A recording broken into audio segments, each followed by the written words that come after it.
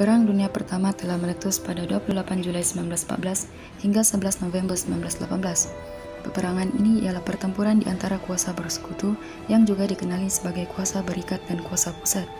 Perebutan kuasa-kuasa Eropa untuk menguasai bekas wilayah Turki Uthmaniyah yaitu Bosnia Herzegovina adalah punca peperangan ini berlaku.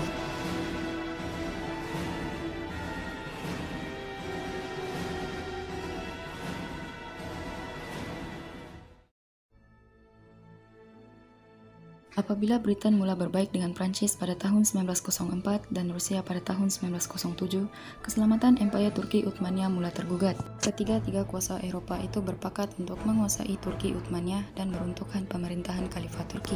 Menjelang Perang Dunia Pertama, pemimpin Turki Uthmaniyah memihak kepada Jerman. Perbincangan diadakan antara pemimpin Turki Uthmaniyah dengan duta Jerman dan Palavinci dan duta Austria-Hungary di Istanbul pada 22 Julai 1914.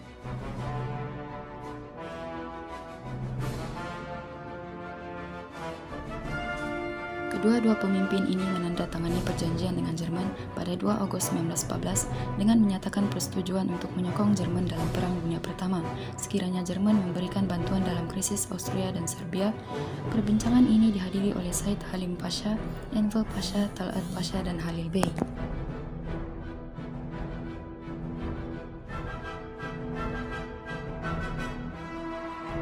Kaisar Wilhelm II menunjukkan imejnya sebagai pembela umat Islam. Kaisar Jerman coba memujuk umat Islam bahwa mereka akan membantu perjuangan umat Islam dalam menentang penjajahan di Afrika Utara dan percobaan kuasa asing menduduki kawasan-kawasan yang masih berada di bawah penguasaan orang Islam. Apabila perang meletus antara Jerman dengan Britain, dua buah kapal Jerman yaitu Goeben dan Breslau diserang oleh tentara laut British dari Laut Mediterranean ke Selat Dardanelles.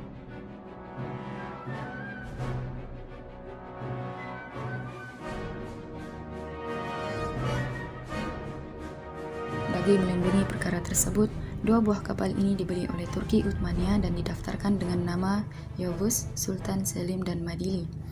Admiral Jerman yaitu Wilhelm Souchon turut dipakaikan dengan seragam tentara Turki Uthmaniyah. Tindakan Turki Uthmaniyah membantu Jerman menyebabkan British dan Rusia memprotes karena tindakan itu mencabar dasar berkecuali.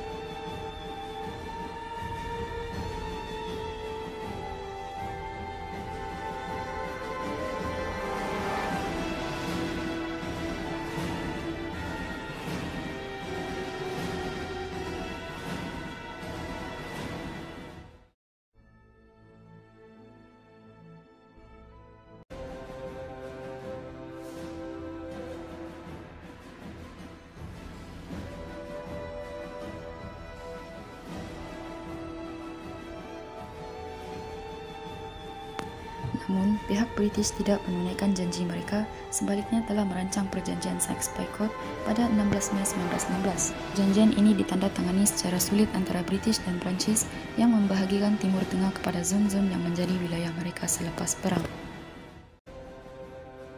Pada awalnya, Rusia bersetuju, namun kemudiannya menolak berikutan tercetusnya revolusi Bolshevik pada tahun 1917 Masehi. Rusia telah bertindak mendedahkan isi kandungan perjanjian Sykes-Picot kepada kerajaan Uthmaniyah. Dan hal ini menimbulkan kemarahan orang Arab karena pihak British dan Prancis telah menunjukkan ketamakan melampau daripada wilayah umat Islam.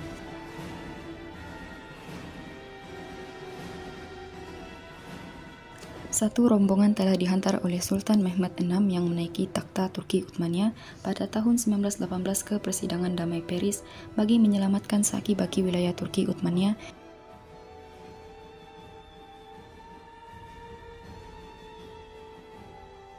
Kerajaan Turki Uthmaniyah akhirnya bersetuju dengan gencatan senjata Mudros yang dimeterai pada 30 Oktober 1918.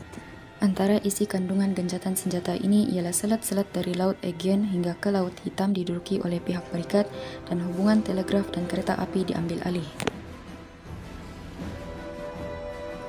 Namun, keseluruhan orang Turki bertekad untuk menentang.